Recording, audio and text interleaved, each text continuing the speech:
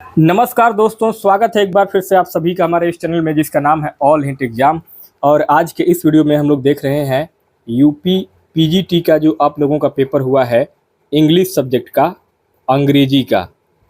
तो UP PGT का अंग्रेजी का जो इंग्लिश सब्जेक्ट का पेपर हुआ था, ये हुआ था आपका 9 मई 2026 को।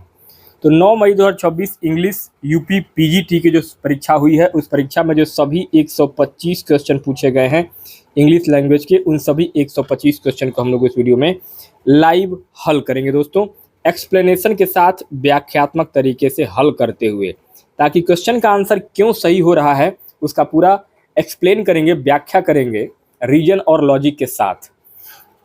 तो चलिए स्टार्ट करते हैं यूपी पीजीटी इंग्लिश सब्जेक्ट का 9 मई 2026 का 125 क्वेश्चन का पूरा solution video, solve paper video.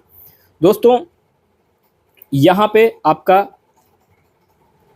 Paper में पहला क्वेश्चन जो पूछा गया था, स्टार्ट करते हैं। पहला क्वेश्चन पूछा गया था, Keats concept of art for art's sake align him with.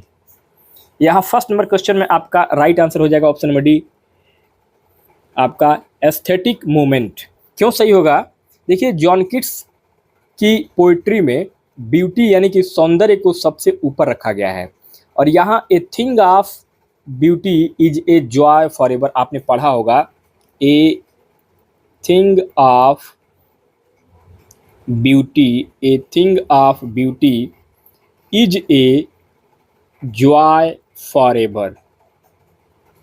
यानी कि वो साफ साफ कहते हैं कि सौंदर्य एक ऐसा चीज़ है जो हमेशा आपको खुशनुमा बना देता है हमेशा के लिए।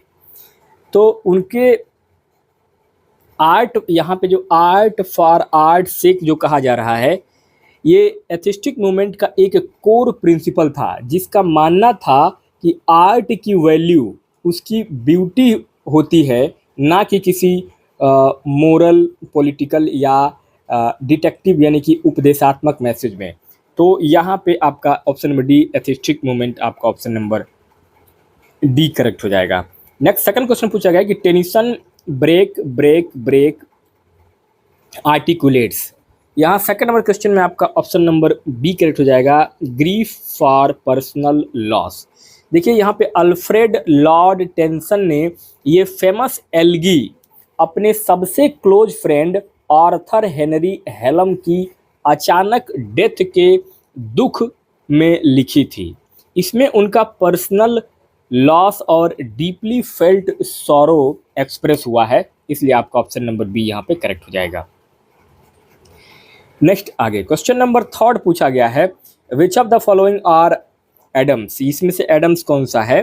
तो थर्ड नंबर के क्वेश्चन में आपका ऑप्शन नंबर ए करेक्ट हो जाएगा, A B and D only. A B and D only, C गलत होगा, क्योंकि ए पीस ऑफ केक मतलब कि बहुत आसान काम, और ब्रेक द आइस यानी कि चुप्पी तोड़ना या बातचीत शुरू करना। ब्रेक द आइस मतलब क्या होता है? चुप्पी तोड़ना या बातचीत को शुरू करना।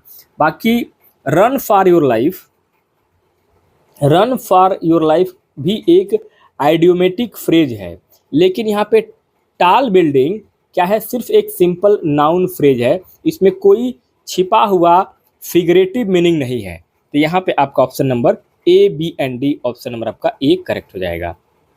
नेक्स्ट आगे अगला क्वेश्चन नंबर 4 कह रहा है, इलियट्स ऑब्जेक्टिव करेक्टलेटिव रिजेक्ट्स। यहाँ पे 4 नंबर के क्वेश्चन में 4 नंबर क्वेश्चन में आपका ऑप्शन नंबर बी करेक्ट हो जाएगा, सब्जेक्टिव इमोशनल आउटपोरिंग्स। मीन्स क्या है? देखिए, यहाँ पे टी.एस. इलियट ने अपने एस्से हैमलेट एंड हिज प्रॉब्लम में ऑब्जेक्टिव को रिलेटिव का कॉन्सेप्ट दिया था। उनका मानना था कि पोएट को अपने पर्सनल इमोशंस डायरेक्टली नहीं एक्सप्रेस करने चाहिए, बल्कि उन्हें ऑब्जेक्ट, सिचुएशंस या इवेंट के एक सेट के थ्रू प्रेजेंट करना चाहिए, जो उस इमोशन को एक इवोक करे। इसलिए आपका ऑप्शन नंबर बी यहाँ पे करेक्ट हो जाएगा। नेक्स्ट आगे क्वेश्चन नंबर 5 कह रहा है कि if he dash dash dash hard he will succeed. The correct form of the verb work that completes the given sentence. यहाँ पे आपका 5th नंबर क्वेश्चन में option number D work correct हो जाएगा।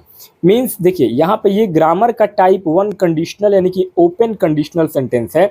इसका स्ट्रक्चर होता है इफ के साथ हमेशा सिंपल प्रेजेंट टेंस लगता है प्लस सिंपल फ्यूचर टेंस लगता है। इसलिए if he works hard, if he works यहाँ पे आएगा, ही वर्क्स हार्ड आएगा क्योंकि आगे ही विल सक्सीड दिया गया है। क्या है? ही विल सक्सीड दिया गया है। तो यहाँ पे क्या आएगा? ही, इफ ही वर्क्स, यानी कि अगर आप मेहनत करेंगे, हार्ड वर्क करेंगे तो ही विल सक्सीड, यानी कि आप जरूर सक्सेस हो जाएंगे। नेक्स्ट आगे क्वेश्चन नंबर 6 कह रहा था कि the idiom to hit the nail on the head means क्या होगा।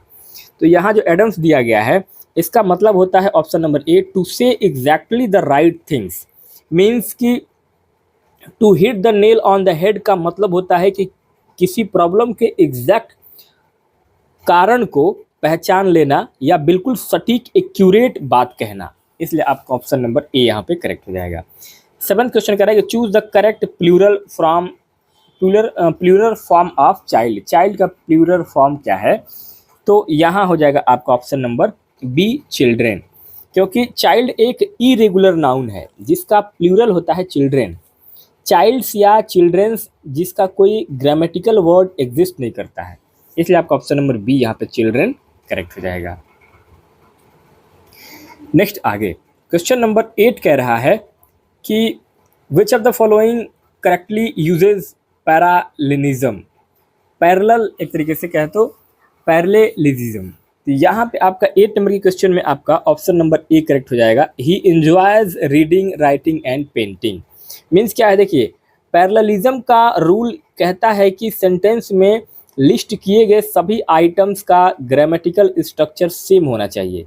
तो यहाँ ऑप्शन नंबर ए में सभी जिरंड्स, जैसे कि जितने जिरंड्स हैं, जैसे कि वर्ब का first form plus ING form है, जबकि बाकी के ऑप्शन में स्ट्रक्चर मिक्स कर दिया गया है, जैसे कि पेंट, टू रीडिंग, ईटीसी। तो यहाँ पे आपका ऑप्शन नंबर ए जो है वो करेक्ट हो जाएगा। नेक्स्ट आगे क्वेश्चन नंबर 9 कह रहा है लैम्प्स एसे ड्रीम चिल्ड्रेंस ब्लेंड्स। यहाँ आपका ऑप्शन नंबर डी करेक्ट हो जाएगा। Autobiography and imagination. देखिए यहाँ पे चार्ल्स लैम्प्स का फेमस एसे ड्रीम चिल्ड्रेन ए रिवायर उनकी रियल लाइफ ऑटोबायोग्राफिकल डिटेल्स, जैसे उनकी दादी मिसेस फील्ड और उनके भाई जॉन एल, और उनकी इमेजिनेशन यानी कि काल्पनिक बच्चे एलाइस और जॉन का एक खूबसूरत मिक्सचर इसमें दिया गया है। तो ये ऑटोबायोग्राफी एंड इमेजिनेशन का पूरा ये ऐसे है। नेक्स्ट आगे अगला क्वेश्चन नंबर 10 10वां क्वेश्चन कह रहा है they will announce the result tomorrow. The correct passive form of the given sentence is. तो यहाँ करेक्ट पैसिव फॉर्म हो जाएगा option number A the result will be announce tomorrow. देखिए यहाँ पे active sentence future indefinite tense में है, तो यहाँ पे विल प्लस क्या हो जाएगा? विल प्लस वर्ब का फर्स्ट फॉर्म। इसका पैसिव बनाने के लिए हम स्ट्रक्चर होगा object plus will be. Object यानी कि ऑब्जेक्ट आपका क्या था? ये था object plus will be plus verb का थर्ड फॉर्म, यानी कि अनाउंस का थर्ड फॉर्म अनाउंस्ड हो जाएगा, third form plus by plus subject. इसलिए यहाँ पे विल बी अनाउंस सही होगा, तो ऑप्शन नंबर आपका ए यहाँ पे करेक्ट हो जाएगा, विल बी। आगे 11वां क्वेश्चन कह रहा है कि Whitman's democratic spirit is best express in his line. 11 number question में आपका ऑप्शन नंबर बी करेक्ट हो जाएगा। I celebrate myself and sing myself. Means कि देखिए यहाँ पे वाल्ट व्हाइटमैन की ये ओपनिंग लाइन उनकी famous poem song of myself, song of myself, song of myself यानी कि लीव्स ऑफ ग्रास से लिया गया है। ये लाइन इंडिविजुअल आइडेंटिटी और अमेरिकन डेमोक्रेटिक इक्वालिटी को सेलिब्रेट करती है, तो ऑप्शन नंबर कभी यहाँ पे करेक्ट हो जाएगा।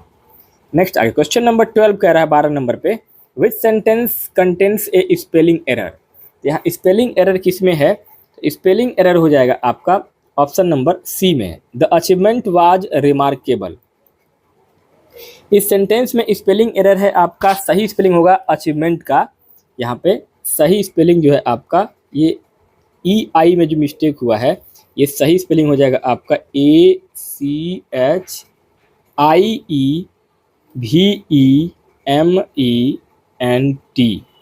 यहाँ पे यही ई आई में अंतर हो गया है, ठीक है, यही गलत है। तो यहाँ पे आपका क्या हो जाएगा, ऑप्शन नंबर सी जो है इसी में एरर हो जाएगा। नेक्स्ट आगे क्वेश्चन नंबर 13वां क्वेश्चन है, rearrange the segments to form a grammatically correct complex sentence. तो यहाँ पे ए who missed, B was late for the meeting, C the train and D the manager. Choose the most appropriate answer from the option given below. तो यहाँ आपका rearrange जो है वो आपका ऑप्शन नंबर डी DACB यानी कि सही अरेंजमेंट होगा द मैनेजर। सबसे पहले आपका डी यानी कि द मैनेजर, उसके बाद who missed, who missed, उसके बाद सी आएगा आपका who missed, the train was late for the meeting, यानी the manager who miss the train was late for the meeting, यानी कि जो मैनेजर था वह मीटिंग जाने के लिए उसका ट्रेन जो है वो मिस हो गया, ठीक है। नेक्स्ट आगे क्वेश्चन नंबर 14वां क्वेश्चन कह रहा था, he is an Einstein in A mathematics, identify the rhetorical device, यानी कि एक तरीके से कहें तो इसमें आर साइलेंट है, हिस्टोरिकल डिवाइस, ठीक है। तो ये क्या हो जाएगा 14 नंबर के क्वेश्चन में आपका ऑप्शन नंबर डी एल्यूजन। यहाँ पे देखिए एंटोनोमेसिया का ये कॉन्सेप्ट है। इसमें आपका देखिए जब हम किसी व्यक्ति की क्वालिटी दर्शाने के लिए किसी फेमस हिस्टोरिकल या लिटरेरी फिगर का रेफरेंस देते हैं तो उस फिगर ऑफ स्पीच को एल्यूजन कहते हैं। यहाँ आइंस्टीन का रेफरेंस जीनियस दिखाने के लिए यूज हुआ है, तो यहाँ पे आपका ऑप्शन नंबर डी जो है एल्यूजन करेक्ट हो जाएगा। 15 नंबर क्वेश्चन कर रहा है कि identify the incorrectly spelled word. Incorrectly spelled word इसमें से कौन सा है, तो वो हो जाएगा आपका ऑप्शन नंबर सी डेफिनेटली, क्योंकि यहाँ पे DEFINATELY जो है ये आपका स्पेलिंग गलत है। इसका ओरिजिनल स्पेलिंग क्या होता है डेफिनेटली का, ये होता है DEFINITELY।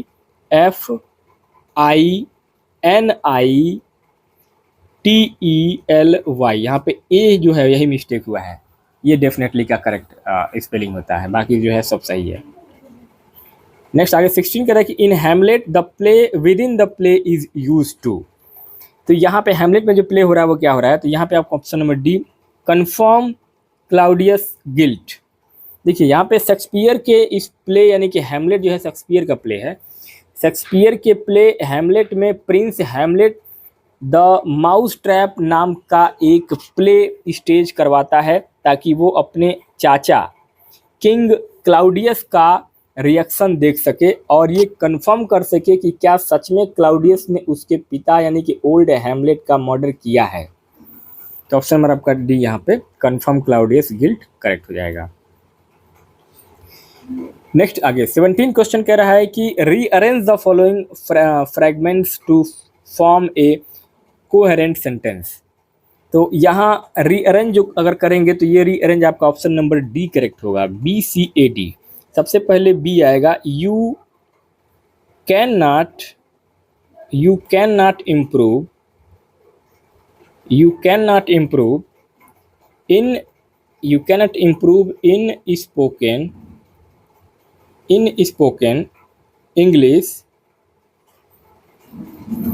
स्पोकन इंग्लिश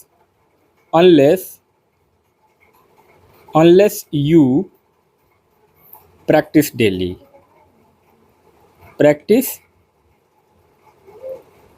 मतलब क्या है कि you can not improve in spoken English unless you practice daily, यानी कि जब बगैर डेली प्रैक्टिस के आप जो है अपने स्पोकन इंग्लिश को इम्प्रूव नहीं कर सकते। तो ये आपका सही अरेंज होगा, ऑप्शन नंबर आपका डी यहाँ पे करेक्ट हो जाएगा, ठीक है, BCAD। नेक्स्ट आ गया अगला क्वेश्चन नंबर 18 कह रहा है Robert Frost once describe poetry as, Robert Frost जो है अपने पोइट्री को कैसे डिस्क्राइब करते हैं, तो यहाँ आपका ऑप्शन नंबर डी हो जाएगा, a momentary stay against confusion. Means देखिए, रॉबर्ट फ्रॉस्ट ने अपने famous essay the figure a poem makes, क्या था उनका पोएम का क्या नाम था, the figure, FIGURE, the figure a poem makes, ये उनका पोएम था। तो रॉबर्ट फ्रॉस्ट ने अपने famous essay the figure a poem makes में पोइट्री को ये डेफिनेशन दी थी कि देखिए इसमें ऑप्शन नंबर ए में क्या है, वर्डवर्ड्स की ये स्पॉन्टेनियस ओवरफ्लो ऑफ फीलिंग, ये क्या है, ये विलियम वर्डवर्ड्स का है। और ऑप्शन सी जो है ये आपका मैथ्यू अर्नोल्ड की है, क्रिटिसिज्म ऑफ लाइफ। तो यहाँ पे आपका ऑप्शन नंबर डी, ए मोमेंट्री स्टे अगेंस्ट कन्फ्यूजन, ये आपका जो है रॉबर्ट फ्रॉस्ट का है। ऑप्शन नंबर आपका डी यहाँ पे करेक्ट हो जाएगा। आगे नेक्स्ट, आगे क्वेश्चन नंबर 19वां क्वेश्चन कह रहा है कि they are writing a letter, which one of the following is the correct transformation of the sentence given above into the passive voice. तो यहाँ पे they are writing a letter, ये correct जो है ट्रांसफॉर्मेशन आपका पैसिव वॉइस में कैसे हुआ है, तो option number C, a letter is being written by them, ये आपका करेक्ट पैसिव फॉर्म है। देखिए यहाँ पे ये सेंटेंस प्रेजेंट कंटिन्यूअस टेंस में है, यहाँ पे इज आर एम लगा हुआ है, क्या है, इज आर एम लगा हुआ है, प्लस वर्ब का फर्स्ट फॉर्म है और ING लगा है। इसका पैसिव वॉइस बनाने के लिए हम क्या करेंगे, सबसे पहले हम सब्जेक्ट को ऑब्जेक्ट बना लेते हैं, is are am plus being लगा लेते हैं, और प्लस जो है इसमें आपका वर्ब की थर्ड फॉर्म, यानी कि राइटिंग का क्या हो जाएगा, रिटन हो जाएगा थर्ड फॉर्म, और बाई और सब्जेक्ट लगा देते हैं। तो ये इसका स्ट्रक्चर होगा पैसिव वॉइस बनाने का। आगे क्वेश्चन नंबर 20 नंबर पे अगला क्वेश्चन पूछा गया है इंग्लिश में, टेनिसन वाज अपॉइंटेड पोएट लाउरेट इन। तो ये टेनिसन अपॉइंट हुए थे पोएट के रूप में, तो वो 1850 में हुए थे। ऑप्शन नंबर ए 1850। विलियम वर्डवर्थ की मृत्यु के बाद 1850 में अल्फ्रेड लॉर्ड टेनिसन को इंग्लैंड का पोएट लाउरेट अपॉइंट किया गया था, विलियम वर्डवर्थ के मरने के बाद। तो ऑप्शन नंबर आपका ए करेक्ट हो जाएगा। 21 कह रहा है कि the phrase negative capability was coined by, negative capability जो है वो किसके द्वारा क्वाइंड किया गया था, ये एक फ्रेज है, तो ये किया गया था आपका Keats to describe artistic selflessness. मतलब कि देखिए, जॉन किड्स ने 1817 ईस्वी में अपने एक लेटर में ये टर्म क्वाइन किया था। इसका मतलब है कि एक महान लेखक, जैसा कि शेक्सपियर होते थे, तो एक महान लेखक में ये एबिलिटी होती है कि वो अपने खुद के पर्सनल व्यूज़ और ब्यास को भूल कर पूरी तरह से अपनी क्रिएशन यानी कि कैरेक्टर्स और सिचुएशन में डूब जाए। यहाँ पे आपका ऑप्शन नंबर ए जो है वो करेक्ट हो जाएगा।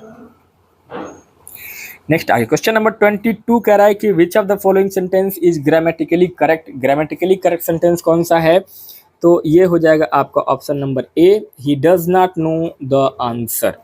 देखिए, ही क्या है, एक थर्ड पर्सन सिंगुलर सब्जेक्ट है, इसलिए इसके साथ हेल्पिंग वर्ब हमेशा डज नॉट या डजंट लगेगा, और डज लगाने के बाद मेन वर्ब की हमेशा बेस फॉर्म जैसे कि नो आती है। तो यहाँ पे he does not know the answer आपका करेक्ट आंसर हो जाएगा ग्रामेटिकली।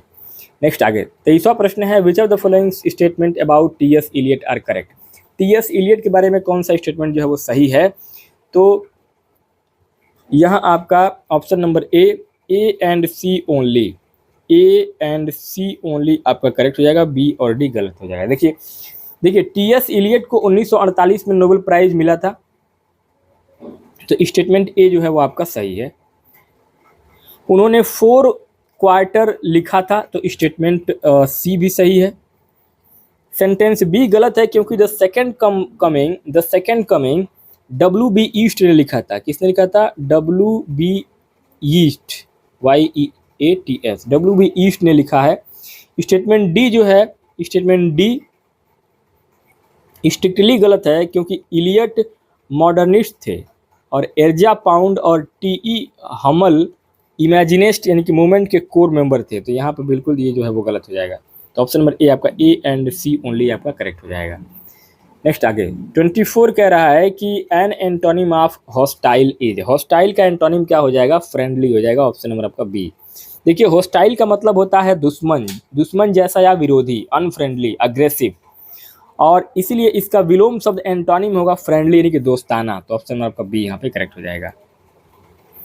नेक्स्ट आगे 25 25वां क्वेश्चन पूछ रहा है 25 कि the stars dance playfully in the moonlight sky, identify the figure of speech in the sentence above, यानी कि इस सेंटेंस में फिगर ऑफ स्पीच क्या होगा, तो यहाँ आपका करेक्ट आंसर हो जाएगा ऑप्शन नंबर बी, पर्सोनिफिकेशन, क्योंकि डांसिंग और प्लेफुली ह्यूमन एक्शन यानी इंसानी हरकतें हैं।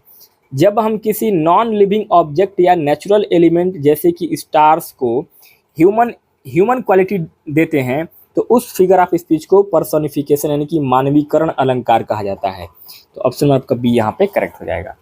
आगे 26 कह रहा है कि which of the following is an example of A run on sentence, run of sentence का एग्जाम्पल इसमें से कौन सा है, तो वो हो जाएगा आपका option number C, he went to the market he bought vegetables. देखिए ग्रामर में रन ऑन सेंटेंस तब बनता है जब दो इंडिपेंडेंट क्लॉज जो अपने आप में पूरे सेंटेंस हो सकते हैं को बिना किसी प्रॉपर प्रोनाउंसिएशन जैसा कि कॉमा या सेमीकोलन या कंजंक्शन जैसे कि एंड बट के एक साथ जोड़ दिया जाता है, तो ऑप्शन सी में दो अलग सेंटेंस को बिना किसी मार्क के मर्ज कर दिया गया है, इसलिए ये रन ऑन है, इसलिए आपका ऑप्शन नंबर सी जो है वो आपका करेक्ट हो जाएगा। आगे 27 कह रहा था कि which of the following is N antonym of abundant, abundant का एंटोनिम क्या होगा, तो ये होता है आपका स्केयर, ऑप्शन नंबर ए यहाँ पे करेक्ट हो जाएगा। एबंडेंट का मतलब होता है प्रचुर मात्रा में या बहुत अधिक, प्लेंटी, लेकिन इसका विलोम यानी एंटोनिम होगा आपका स्कार्स, जिसका मतलब होता है कि कम या दुर्लभ, रेयर यानी कि लिमिटेड, तो ऑप्शन नंबर आपका ए यहाँ पे करेक्ट हो जाएगा। 28वां क्वेश्चन है कि choose the synonym of rapid, rapid का सिनोनिम क्या होगा, तो रैपिड का सिनोनिम होगा आपका fast, option number D. Rapid का अर्थ होता है तेज या जल्दी, और इसका सबसे सही पर्यायवाची सिनोनिम होता है आपका फास्ट।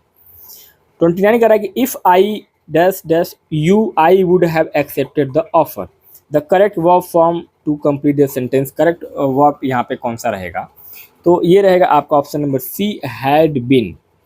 मीन्स देखिए यहाँ पे स्ट्रिक्टली ग्रामेटिकल जो है वो आपका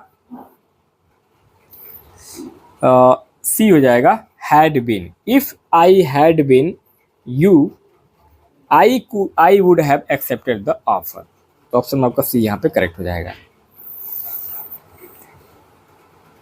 नेक्स्ट आगे क्वेश्चन नंबर 30 कह रहा है कि which one of the given sentences correctly applies the rule of the subject verb agreement with a collective nouns, तो यहाँ 30 नंबर क्वेश्चन में आपका राइट आंसर हो जाएगा option number C, the team is playing well. देखिए team एक collective noun है, जब एक कलेक्टिव नाउन एक सिंगल यूनिट या ग्रुप की तरह एक साथ काम करता है जैसे पूरी टीम का अच्छा खेलना, तब उसके साथ सिंगुलर वर्ब यानी कि जैसे इज, हैज या वाज का यूज होता है, तो यहाँ पे आपका इज का प्रयोग हुआ है, तो ऑप्शन नंबर आपका सी यहाँ पे करेक्ट हो जाएगा। 31 कह रहा है कि the waste land was first publish in, waste land जो है पहली बार कब पब्लिश हुआ था, तो ये हुआ था आपका 1922 में, 1922 में। ये टी.एस. इलियट की जो है टी.एस. इलियट की मास्टरपीस पोयम थी द वेस्ट लैंड, अक्टूबर 1922 में ये आया था। द क्राइटेरियन यानी कि इलियट की अपनी मैगजीन में और बाद में द डायल में पब्लिश हुई थी। ये मॉडर्निस्ट लिटरेचर का सबसे बड़ा साल माना जाता है 1922, तो ऑप्शन आपका डी यहाँ पे करेक्ट हो जाएगा। नेक्स्ट आगे 32 कह रहा था कि identify the figure of speech she is a brave as a lion, इसमें फिगर ऑफ स्पीच क्या होगा इस लाइन में, तो फिगर ऑफ स्पीच हो जाएगा आपका ऑप्शन नंबर डी, सिमिली। देखिए जब दो अलग अलग चीज़ों यहाँ सी और लायन की तुलना कंपेरिजन एज या लाइक वर्ड का यूज करके की जाती है तो वहाँ सिमिली यानी कि उपमा अलंकार होता है, तो ऑप्शन नंबर आपका डी यहाँ पे करेक्ट हो जाएगा। नेक्स्ट आगे 33वां क्वेश्चन क्या कह रहा था कि identify the historical device in the sentence, ask not what your country can do for you, ask what you can do for your country. तो यहाँ 33 नंबर क्वेश्चन में आपका ऑप्शन नंबर बी से हो जाएगा एनिथेसिस। एनिथेसिस हो जाएगा आपका right answer, option number B. देखिए स्पेशली आपका जो है एनिथेसिस करेक्ट होगा, क्यों? देखिए ये जॉन एफ कैनेडी का ये फेमस कोट है। इसमें दो कंट्रास्टिंग यानी कि विपरीत आइडियाज़ को एक बैलेंस ग्रामेटिकल स्ट्रक्चर में रखा गया है, जो एंटीथेसिस का एक फॉर्म है। अगर ऑप्शन में चियास्मस नहीं दिया, चियास्मस अगर होता तो वो सबसे एग्जैक्ट आंसर होता, क्योंकि इसमें वर्ड का ऑर्डर जो है वो रिवर्स हुआ है। तो ऑप्शन नंबर आपका बी यहाँ पे करेक्ट होगा। 34 करा था कि Shakespeare late play like the tempest are often called. तो 34 में आपका ऑप्शन नंबर सी से हो जाएगा रोमांसेस। देखिए विलियम शेक्सपियर के आखिरी दौर के प्लेज जैसा कि the Tempest, the Winter's Tale, Cymbeline, इस तरीके के जो प्ले लिखे थे लास्ट मोमेंट में, तो इनको जो है उसका स्कॉलर्स रोमांस या ट्रेजिक कॉमेडियन कहते हैं, क्योंकि इनमें ट्रेजिडी का खतरा तो होता है, पर एंडिंग जो है मोमेंट वो हैप्पी और मैजिकल एलिमेंट से भरी होती है। यहाँ पे आपको ऑप्शन नंबर सी जो है रोमांसेस करेक्ट हो जाएगा। 35 करा था कि she dash dashes to school every day. तो यहाँ 35 में आपका ऑप्शन नंबर डी हो जाएगा, she goes to school every day. देखिए एवरी डे डेली रूटीन या हैबिट को दर्शाता है, जिसके लिए प्रेजेंट इंडेफिनिट टेंस का यूज होता है। तो सी थर्ड पर्सन यानी कि सिंगुलर सब्जेक्ट है, इसलिए वर्ब में यहाँ पे यस या यस जुड़ जाएगा, तो गो का गोज हो जाएगा। आगे नेक्स्ट आगे 36 करा है कि ए सिनोनिम फॉर यहाँ पे इफेमरल इज, इफेमरल का जो है वो सिनोनिम क्या हो जाएगा? तो यहाँ पे आपका राइट आंसर क्या हो जाएगा? Option number C temporary. देखिए फेमरल का मतलब होता है अल्पकालिक या जो बहुत कम समय के लिए टाइप यानी कि शॉर्ट लाइव्ड, इसलिए इसका सिनोनिम जो है वो टेम्पोररी होगा, इसका समानार्थी शब्द टेम्पोररी होगा। 37 कह रहा था कि he said to me are you coming with me, the correct narration of the above sentence is. इसका करेक्ट नरेशन क्या हो जाएगा एबव सेंटेंस का? तो यहाँ हो जाएगा आपका option number A, he ask me if I was coming with him. देखिए डायरेक्ट स्पीच का question are you coming yes or no type होता है। इनडायरेक्ट स्पीच में सेड टू को आस्क में बदला जाएगा, इन्वर्टेड कॉमाज की जगह कंजंक्शन जैसे कि इफ या वेदर लगेगा। यू मी ऑब्जेक्ट में मी के अकॉर्डिंग आई बन जाएगा, और present continuous tense past continuous यानी कि वाज कमिंग में चेंज हो जाएगा। तो ऑप्शन नंबर आपका ए यहाँ पे करेक्ट हो जाएगा। नेक्स्ट आगे 38 कह रहा था मैच करना है आपको। To break the ice, to break the ice का मतलब क्या होता है? टू स्टार्ट ए कन्वर्सेशन यानी कि चुप्पी तोड़ना। तो ए का हो जाएगा आपका सेकंड, ऑप्शन नंबर आपका बी। बी का to bell the cat, to bell the cat का मतलब होता है to take a risky steps यानी कि एक रिस्की स्टेप उठाना। टू बर्न्स वंस फिगर मतलब होता है टू गेट इनटू ट्रबल यानी कि आप जो है टू गेट इनटू ट्रबल आप किसी मुसीबत में होने वाले हैं। टू फेस द म्यूजिक मतलब होता है टू फेस डिफ़िकल्टी ब्रेवली। तो यहाँ पे आपका ऑप्शन नंबर बी जो है वो करेक्ट मिलान हुआ है। ठीक है, चलिए नेक्स्ट आगे 39 कह रहा था कि the idioms a blessing in disguise means. तो यहाँ 39 में आपका ऑप्शन नंबर सी करेक्ट हो जाएगा, something bad that turns out good. Means कि देखिए ये एडम्स तब यूज होता है जब शुरू में कोई चीज़ बहुत बुरी या नुकसानदायक लगती है, पर बाद में उसका परिणाम अच्छा निकलता है, तो छिपे हुए रूप में ये एक तरीके से वरदान होता है। तो ऑप्शन नंबर आपका सी यहाँ पे करेक्ट हो जाएगा। नेक्स्ट आगे क्वेश्चन नंबर 40वां क्वेश्चन मैच करना है। The sound and the fury, ये किसका है? विलियम फॉकनर का। विलियम फॉकनर का ये मॉडर्निस्ट ट्रेजेडी नॉवेल है। क्या है? Modernist tragedy novel. तो यहाँ पे ए का हो जाएगा आपका third. The old man and the sea, ये किसका है? अर्नेस्ट हेमिंग्वे का ये नोबेल प्राइज विनिंग नोवेला है। क्या है? अर्नेस्ट हेमिंग्वे का ये नोबेल प्राइज है। क्या है? Nobel prize winning novella. Hamlet क्या है? Shakespeare pledge. हैमलेट क्या है? शेक्सपियर प्लेज है। और डेविड कॉपरफील्ड क्या है? Charles Dickens. चार्ल्स डिकेंस का बेल्ड उंग्रेसमैन, यानी कि एक ऐसी नॉवेल जो प्रोटैगोनिस्टिक की साइकोलॉजिकल एंड मोरल ग्रोथ दिखाती है बचपन से बड़े होने तक। तो यहाँ पे आपका ये हो जाएगा डी का हो जाएगा आपका दूसरा। ठीक है, आगे नेक्स्ट आगे क्वेश्चन नंबर 41 कह रहा था कि Mulk Raj Anand novels are often grouped under. तो मुल्क राज आनंद का जो नॉवेल है वो किसके अंडर में ग्रुप है? तो ये है आपका social realism, option number C. देखिए मुल्क राज आनंद जैसा उनकी नॉवेल अनटचेबल, कूली, ये सभी जो नॉवेल हैं उनके ये सोसाइटी की असलियत, गरीबी और कास्ट सिस्टम की कड़वाहट को बिना फिल्टर के दिखाता है। इस अप्रोच को सोशल रियलिज्म कहा जाता है। तो ऑप्शन नंबर आपका सी यहाँ पे करेक्ट हो जाएगा। नेक्स्ट आगे अगला 42 कह रहा था कि the idioms burning the midnight's oil means क्या होता है? तो इसका मतलब होता है a working late at night. मतलब कि देखिए रात तक जग कर पढ़ाई करना या मेहनत करने को बर्निंग द मिडनाइट ऑयल कहते हैं। पुराने ज़माने में लोग रात को काम करने के लिए ऑयल लैंप जलाते थे, इसलिए इसको जो है वो बर्निंग द मिडनाइट ऑयल कहा जाता है। 43 कह रहा है कि which of the following is the correct antonym of sprays. Sprays का करेक्ट एंटोनिम क्या हो जाएगा? तो ये हो जाएगा आपका डेंस। ऑप्शन नंबर आपका डी यहाँ पे करेक्ट हो जाएगा।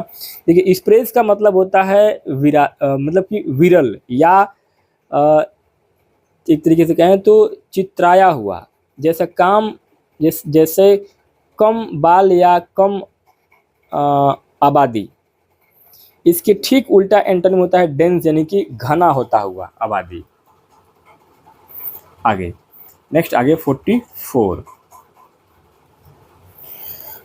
कह रहा है कि she said I will go to Delhi tomorrow, choose the correct indirect speech. तो यहाँ आपका ऑप्शन नंबर ए करेक्ट हो जाएगा। She said that she would go to Delhi the next day. देखिए इनडायरेक्ट स्पीच में बदलते वक्त इन्वर्टेड कॉमा की जगह दैट लगेगा। प्रोनाउन आई सब्जेक्ट सी के हिसाब से सी बन जाएगा। विल पास्ट फॉर्म वुड में बदल जाएगा। और टाइम मार्कर टुमारो हमेशा द नेक्स्ट डे या द फॉलोइंग डे में चेंज हो जाता है। तो ऑप्शन नंबर आपका ए यहाँ पे करेक्ट हो जाएगा। आगे 45 कर रहा है कि identify the figure of speech, life is but A walking shadow. तो ये आपका जो है फिगर ऑफ स्पीच क्या है? मेटाफर है। ऑप्शन नंबर आपका सी मेटाफर करेक्ट हो जाएगा। देखिए ये लाइन शेक्सपियर के प्ले मैकबेथ से लिया गया है। यहाँ लाइफ को डायरेक्टली ए वॉकिंग शैडो यानी कि एक चलती फिरती परछाई बताया गया है, बिना लाइक या एज का यूज किए, इसलिए ये मेटाफर यानी कि रूपक अलंकार होता है। ऑप्शन नंबर आपका सी करेक्ट हो जाएगा। 46 कह रहा है कि identify the sentence with the correct tense usage. तो करेक्ट टेंस का यूज यहाँ पे क्या हो जाएगा? आपका option number C knows the answer. देखिए नो एक स्टैटिक वर्ब यानी कि जो मेंटल स्टेट दर्शाता है, एक एक्शन नहीं। ऐसे वर्ब में आमतौर पर कंटिन्यूअस यानी कि वर्ब की first form plus ING form का यूज नहीं होता है, इसलिए सी इज नोइंग गलत है और she knows correct present indefinite structure होगा, इसलिए आपका ऑप्शन नंबर सी करेक्ट हो जाएगा। आगे 47 कह रहा है कि which of the following statement about Adam are correct. तो यहाँ आपका 47 में करेक्ट आंसर हो जाएगा option number C, A B and D only. A B and D only, C गलत होगा। कैसे? देखिए एडम के शाब्दिक यानी कि लिटरल मतलब कुछ और होते हैं और फिगरेटिव मीनिंग अलग, यानी कि स्टेटमेंट ए और बी सही है, वो भाषा को सुंदर बनाते हैं। स्टेटमेंट डी सही है परंतु वो हमेशा स्ट्रिक्ट ग्रामर रूल को फॉलो नहीं करते हैं, जैसे कि लॉन्ग टाइम, नो सी, इसलिए स्टेटमेंट सी जो है आपका गलत हो जाएगा।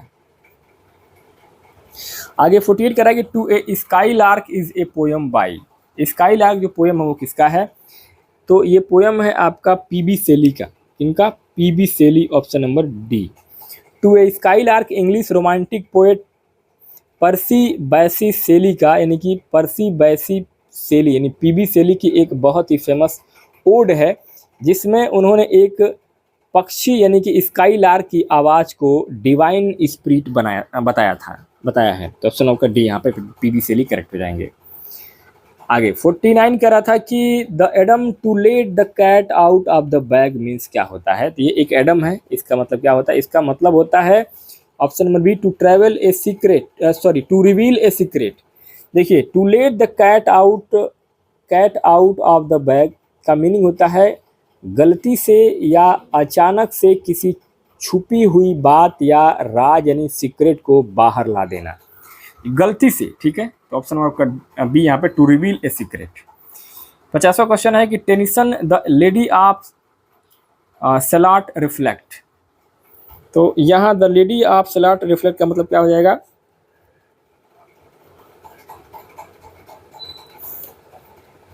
Option number B, artistic isolation and the role of the poet.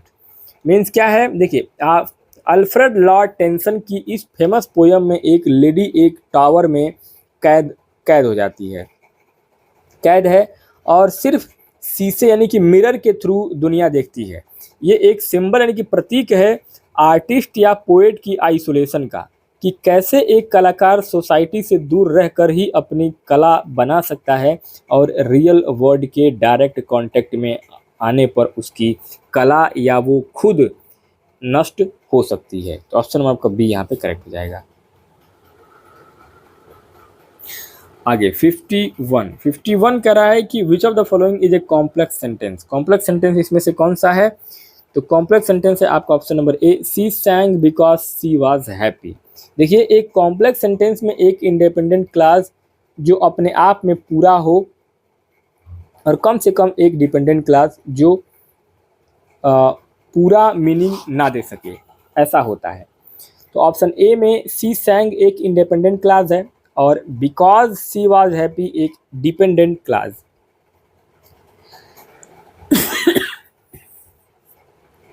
Sorry. तो यहाँ एक क्लास जो है वो आपका इंडिपेंडेंट है और एक आपका डिपेंडेंट है। तो इसमें क्या है? बिकॉज शी वाज हैप्पी एक डिपेंडेंट क्लास है जो सबऑर्डिनेट कंजंक्शन बिकॉज से शुरू हुआ है। बाकी ऑप्शन सिंपल या कंपाउंड सेंटेंस है, तो यहाँ पे आपका ऑप्शन नंबर ई जो है वो आपका करेक्ट हो जाएगा। आगे 52 करें कि which of the following is a collection of essay by Charles Lamb. Charles Lamb का कलेक्शन ऑफ एसे कौन सा है? तो ये है आपका essay of Elia. Option number B, essay of Elia Charles Lamb के द्वारा लिखे गए एसे का एक बहुत ही फेमस कलेक्शन है। इलिया उनका पेन नेम यानी कि सीडोनिम था, जिसके तहत वो लंदन मैगजीन में लिखते थे। आगे 53 कह रहा है कि choose the correctly punctuated sentence. Correctly punctuated sentence इसमें से कौन सा है? तो यह है आपका option number C, it is raining therefore we will not गो।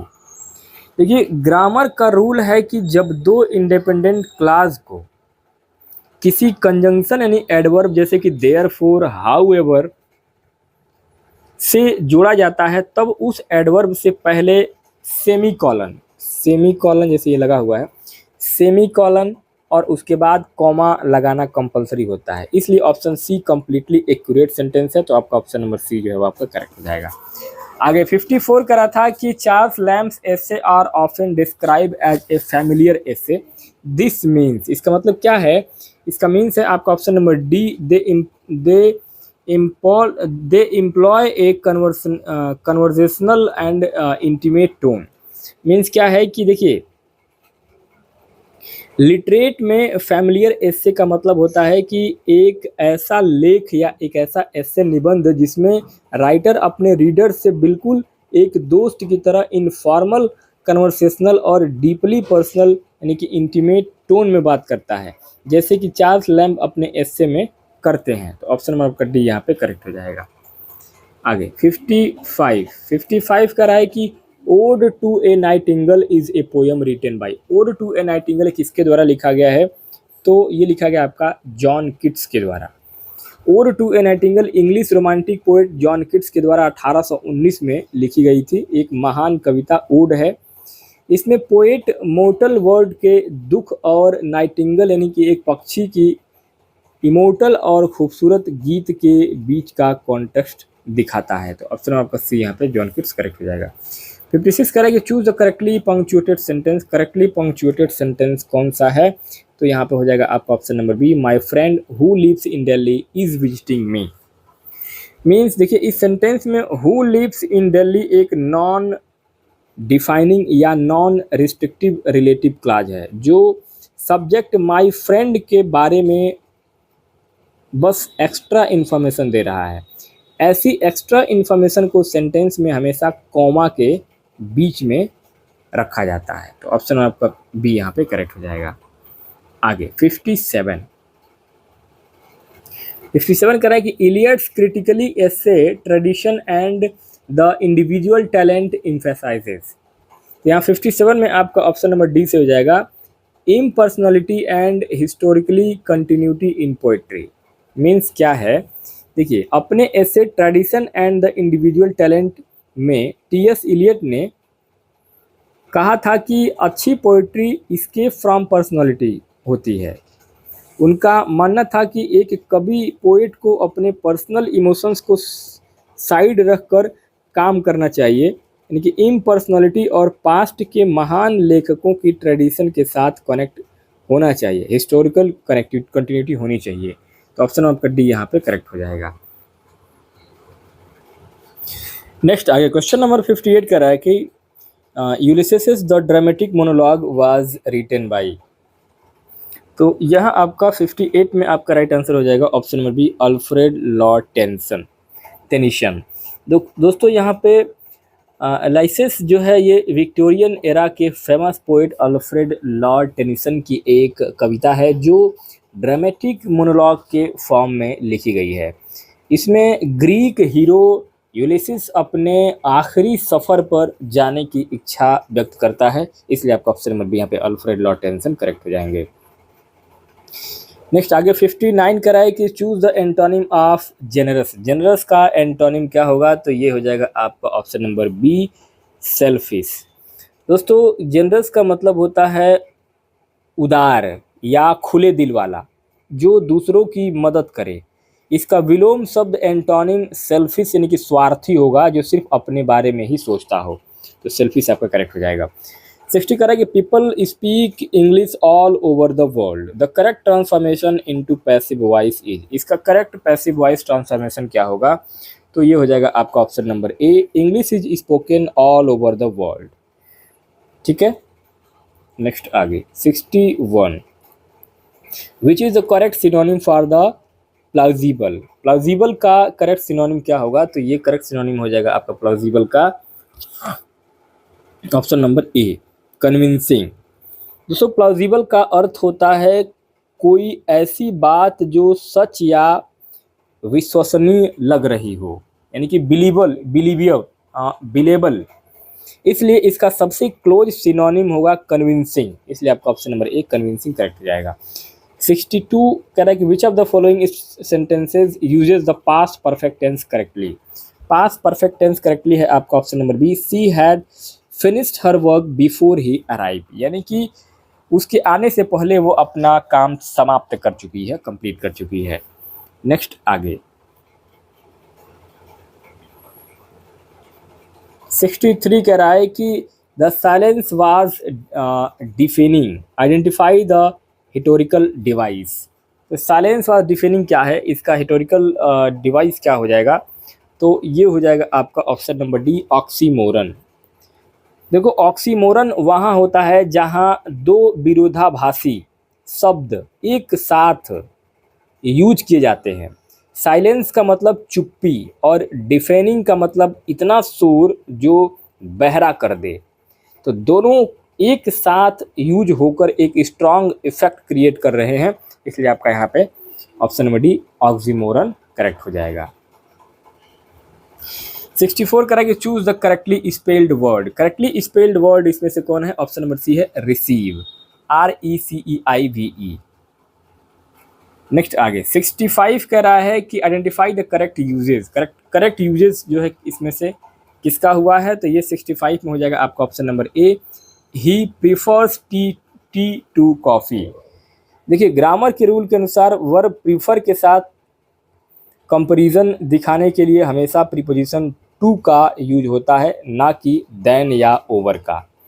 तो ऑप्शन नंबर आपका ए यहाँ पे करेक्ट हो जाएगा। 66 कह रहा है कि इलियट्स 4 क्वार्टर्स एक्सप्लोर्स। इलियट के 4 क्वार्टर्स को क्या एक्सप्लोर करता है, तो वो करता है आपका option number A, time, eternity and spiritual reflection. देखिए टी.एस. इलियट की मास्टरपीस 4 क्वार्टर्स 4 अलग अलग पोएम का कलेक्शन है, जिसमें उन्होंने टाइम यानी कि समय, ह्यूमन एग्जिस्टेंस, यूनिवर्स और डिवाइन यानी कि स्पिरिचुअल कनेक्शन के डीप फिलोसॉफिकल थीम्स को एक्सप्लोर किया है। तो यहाँ आपका ऑप्शन नंबर ए जो है वो करेक्ट हो जाएगा। नेक्स्ट आगे क्वेश्चन नंबर 67 कह रहा है कि my story is an autobiography by. तो ये लिखा गया है आपका option number D, Kamala Das के द्वारा। माई स्टोरी यानी कि इनते कथा यानी कि अपनी कथा। इंडियन इंग्लिश पोएट कमला दास की एक बहुत ही बोल्ड और कंट्रोवर्शियल ऑटोबायोग्राफी यानी कि आत्मकथा है, जिसमें उन्होंने अपनी पर्सनल लाइफ और स्ट्रगल्स को बिना किसी झिझक के शेयर किया था। तो ऑप्शन नंबर आपका डी करेक्ट हो जाएगा।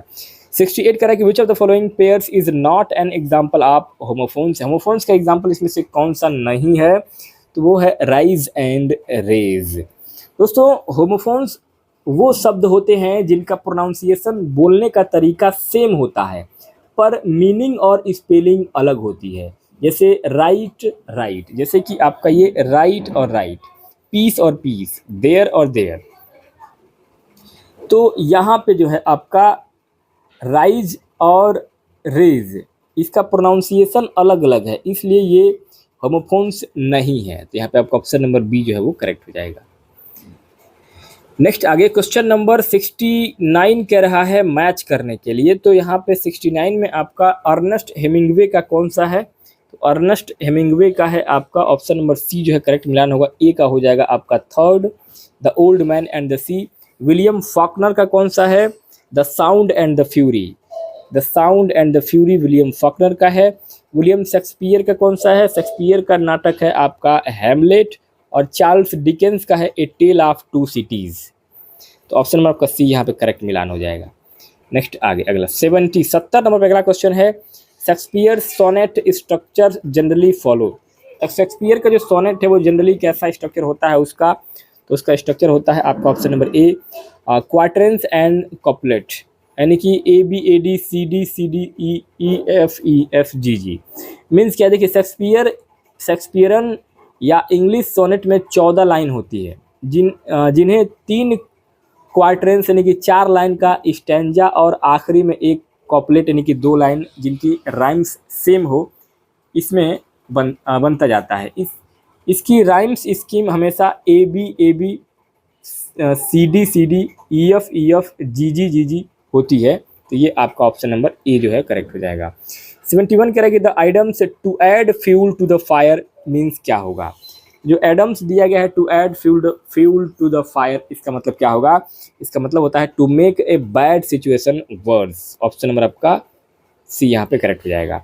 देखिए आग में घी डालना यानी किसी ऐसी स्थिति को और ज़्यादा भड़का देना या ख़राब कर देना जो पहले से ही बहुत बुरी चल रही हो। तो ऑप्शन नंबर आपका सी यहाँ पे करेक्ट हो जाएगा।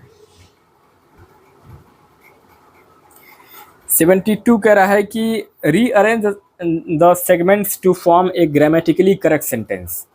तो यहाँ करेक्ट सेंटेंस जो है वो आपका ऑप्शन नंबर ए करेक्ट हो जाएगा। सबसे पहले बी आएगा द लेटर, उसके बाद डी आएगा विच वाज मेल्ड यस्टरडे, उसके बाद could arrive on time, could affect the outcome. ठीक है, तो ये आपका ऑप्शन नंबर ए जो है वो आपका करेक्ट सेंटेंस हो जाएगा।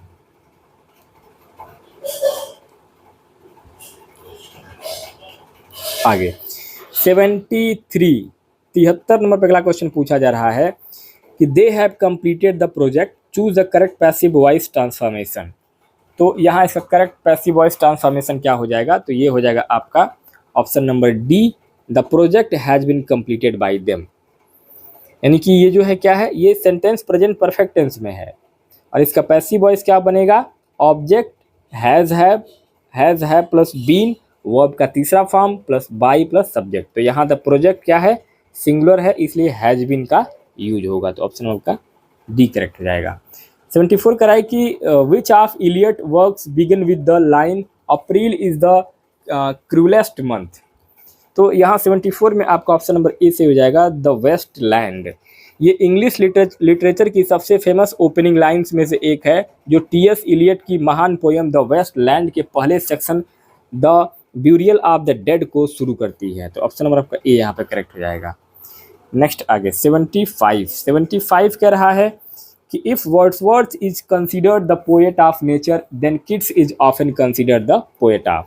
तो यहाँ 75 में आपका ऑप्शन नंबर डी से हो जाएगा ब्यूटी एंड सेंसियसनेस। दोस्तों यहाँ पे देखिए, जहाँ वर्डवर्थ का फेमस नेचर की स्पिरिचुअल साइड पर था, मतलब वर्डवर्थ का जो फोकस है वो नेचर की स्पिरिचुअल साइड पर था, वहीं जॉन किट्स को हमेशा उनकी सेंसियसनेस यानी कि पांचों इंद्रियों यानी सेंस को अपील करने वाली कविता और ब्यूटी के लिए जाना जाता है। A thing of beauty is a joy for ever उनकी ही पंक्ति है। ठीक है, तो यहाँ पे आपका ऑप्शन नंबर डी करेक्ट हो जाएगा। 76 करेंगे choose the best synonym for the transparent. Transparent का जो है वो सिनोनिम क्या हो जाएगा, तो ये हो जाएगा आपका क्लियर हो जाएगा। क्लियर, देखिए ट्रांसपेरेंट का मतलब क्या होता है, यहाँ पे सिनोनिम पूछ रहा है। ट्रांसपेरेंट का मतलब होता है पारदर्शी, जिसके आर पार देखा जा सके या जो बिल्कुल साफ हो, इसलिए इसका सबसे सही सिनोनिम होगा क्लियर होगा। ओपेक इसका अपोजिट होता है, जिसके आर पार ना दिखे। तो ओपेक यहाँ पे विलोम नहीं पूछ रहा है, यहाँ पे सिनोनिम पूछ रहा है, ना कि एंटोनिम। तो 77 कह रहा है कि अरेंज द, एक सेकेंड, 77 कह रहा है कि arrange the stages of the writing process in the correct sequence. तो यहाँ पे आपका राइट आंसर क्या हो जाएगा, ऑप्शन नंबर डी CABD। सबसे पहले C आएगा, C, उसके बाद ये A ड्राफ्टिंग यानी कि प्री राइटिंग, फिर ड्राफ्टिंग, फिर आपका एडिटिंग और लास्ट में आपका पब्लिशिंग। तो ये हो जाएगा आपका ऑप्शन नंबर डी। 78 कह रहा है कि leave of grass was first publish in. Leaves of grass जो है पहली बार कब प्रदर्शित हुआ था, तो ये हुआ था आपका 1855 और 1855 में। ये वाइटमैन का famous poetry collection leaves of grass पहली बार 1855 में खुद उनके द्वारा पब्लिश किया गया था। इसके पहले एडिशन में सिर्फ 12 पोएम थी। तो ऑप्शन में आपको बी करेक्ट हो जाएगा। 79 कह रहा है कि which of the following best illustrated A fragrant sentences. 79 में आपका ऑप्शन नंबर बी करेक्ट हो जाएगा, ऑल्दो ही वाज टायर्ड। देखिए सेंटेंस फ्रेगमेंट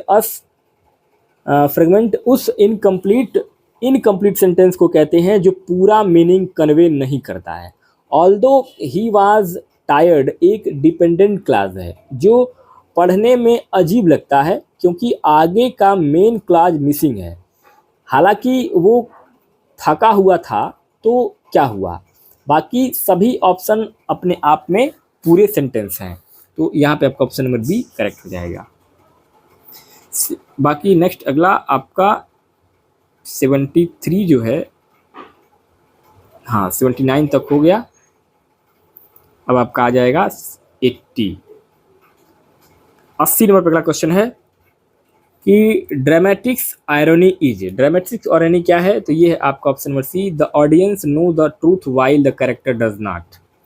मतलब कि देखिए ड्रामा नाटक में ड्रामेटिक आयरनी तब क्रिएट होती है जब दर्शकों यानी कि ऑडियंस को आगे क्या होने वाला है या सच्चाई क्या है पता होता है, लेकिन स्टेज पर परफॉर्म कर रहे कैरेक्टर को उस बात की कोई खबर नहीं होती है।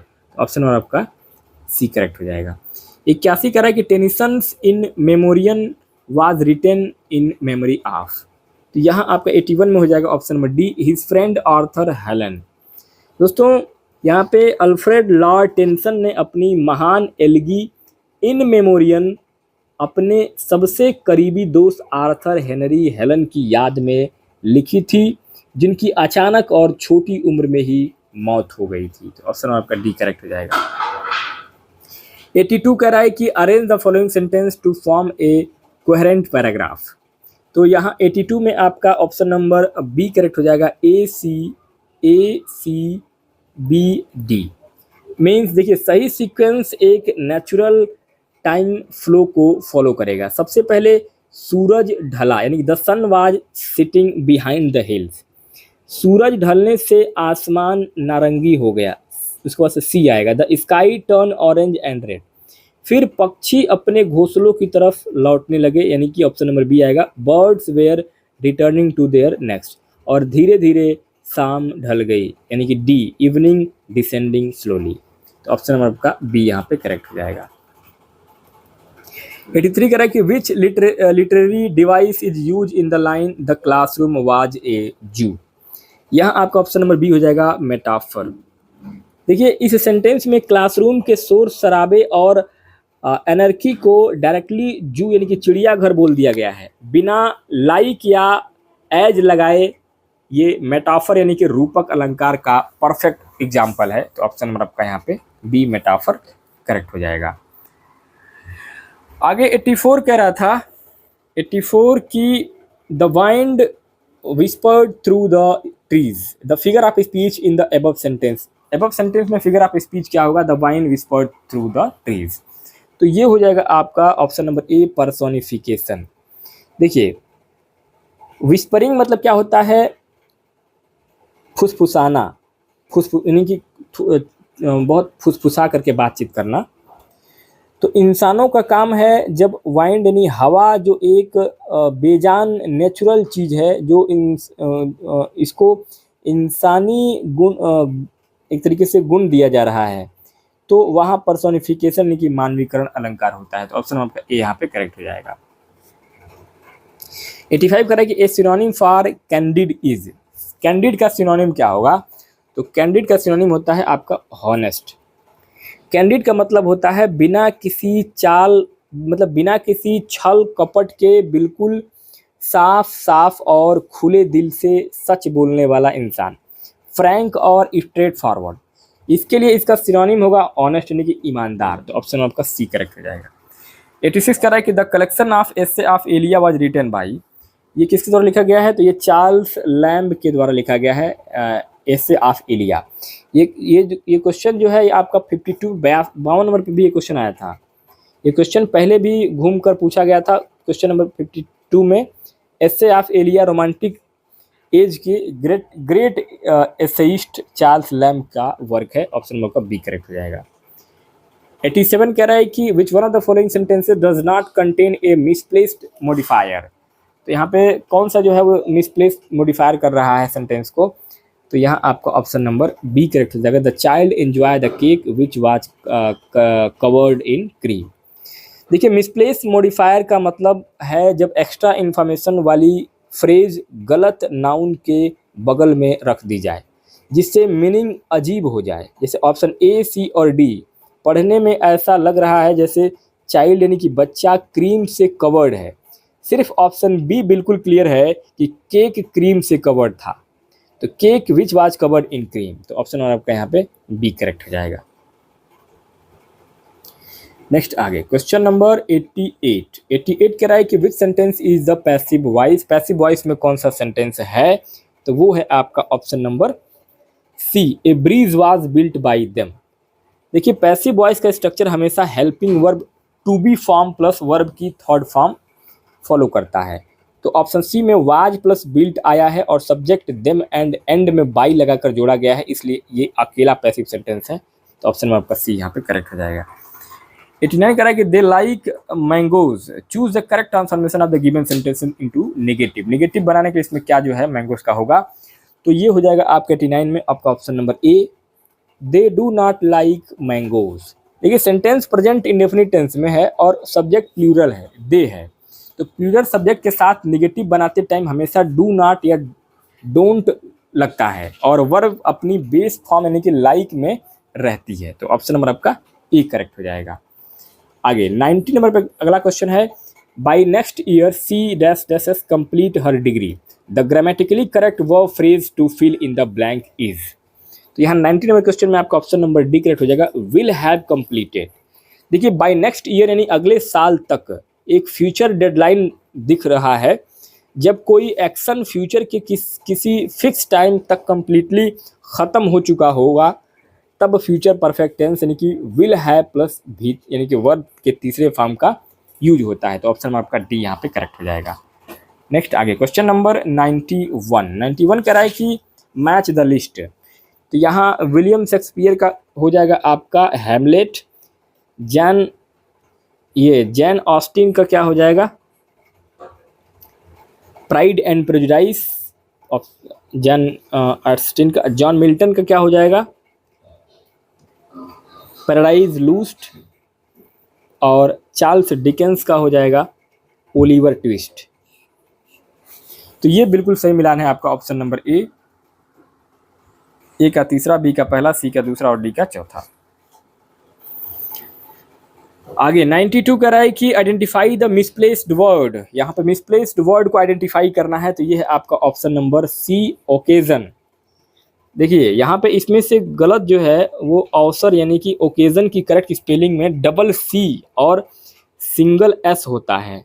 तो यहाँ पे OCCASSION जो है यही मिसप्लेस हुआ है, इसमें होता है OCCASION, ये आपका करेक्ट होगा। ठीक है, तो ये मिसप्लेस हुआ है। 93 का राय कि white man influence can be seen most strongly on. तो 93 में आपका ऑप्शन नंबर ए करेक्ट हो जाएगा, Allen Ginsberg and the Beats poets. देखिए वाइट मैन अपनी फ्री वर्ड्स और ओपन फॉर्म ऑफ पोइट्री के लिए जाने जाते थे। उनका सबसे ज़्यादा असर 1950 की अमेरिकन बीट जनरेशन के पोइट जैसे एलेन गिन्सबर्ग, जिन्होंने हाउल लिखा पर पढ़ा था। तो ये था इनका ऑप्शन नंबर ए आपका करेक्ट हो जाएगा। नेक्स्ट आगे 94 नंबर पहला क्वेश्चन पूछा गया है कि which of the following is an example of an oxymoron. Oxymoron का एग्जाम्पल क्या है, तो ये है आपका option number B bitter sweet. देखिए ऑक्सीमोरन वहाँ होता है जहाँ दो अपोजिट यानी कि कॉन्ट्राडिक्टरी वर्ड एक साथ यूज होते हैं। बीटर का मतलब होता है कड़वा और स्वीट का मतलब होता है मीठा, तो दोनों का एक साथ यूज होना, जैसे कि बिटर स्वीट मेमोरीज, तो यहाँ पे क्या हो जाएगा ऑक्सीमोरन हो जाएगा। 95 कह रहा है कि neither of the boy dash dash present. तो यहाँ हो जाएगा आपका option number D is, neither of the boy is present, choose the correct form of the verb in the blank. यहाँ पे इज का प्रयोग होगा, क्योंकि grammar rule of subject verb agreement के हिसाब से neither of, either of, each of के बाद आने वाले नाउन हमेशा प्लूरल यानी कि यहाँ बॉयज है होता है, तो लेकिन वर्ब हमेशा सिंगुलर होती है। तो इज, वाज या हैज, इसलिए यहाँ पे इज का करेक्ट प्रयोग होगा। 96 कह रहा है कि in Hard Times by Dickens Gradgrind's obsessions with the fact work as an allegory for. 96 में आपका ऑप्शन नंबर डी करेक्ट हो जाएगा, यूटिलिटेरियन एजुकेशन। दोस्तों चार्ल्स डिकेंस के नॉवेल हार्ड टाइम्स में मिस्टर गार्डगिन्स एक स्कूल चलाते हैं जहां वो सिर्फ फैक्ट्स पर जोर देते हैं और बच्चों की इमेजिनेशन इमोशंस को दबा देते हैं। ये यूटिलिटेरियन फिलोसॉफी यानी कि सिर्फ फ़ायदा और फैक्ट देखने का एक क्लियर व्यंग यानी कि एलेग्री है। तो यहाँ पे आपका ऑप्शन नंबर डी जो है वो आपका करेक्ट हो जाएगा। 97 कह रहा है कि the incorrectly spelled word is. यहाँ पे इनकरेक्टली वर्ड जो है वो कौन सा है, तो इनकरेक्टली है आपका कमिटमेंट, ये आपका गलत है। देखिए कमिटमेंट की स्पेलिंग सही होती है आपका COMMITMENT,